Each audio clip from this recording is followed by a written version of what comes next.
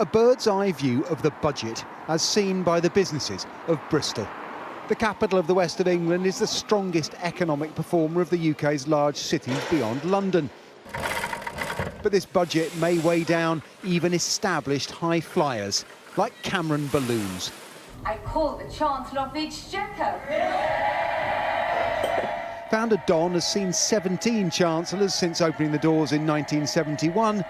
By increasing national insurance at a stroke, Rachel Reeves has made the battle with European competitors harder to win. We're dealing with people who pay about half what we do, and with a much lower tax rate, lower cost of living.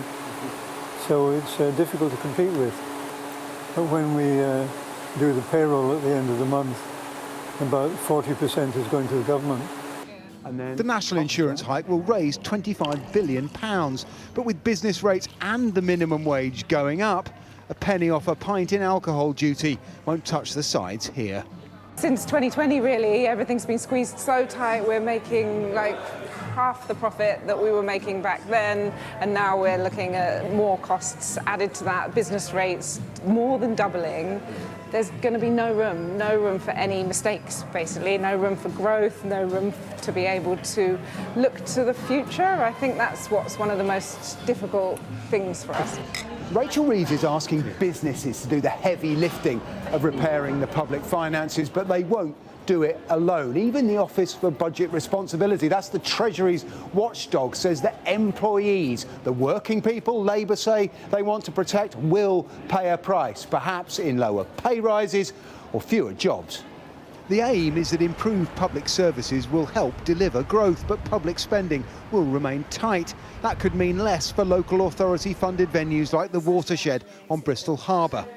We're supporting over 500 creatives, and what we hear from them is that their income has gone down over £12,000 each in the last year.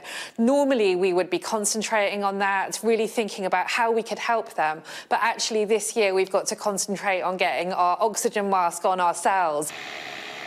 After tax and spend, borrowing to fund the biggest public investment programme since the 1960s is the third leg of this budget.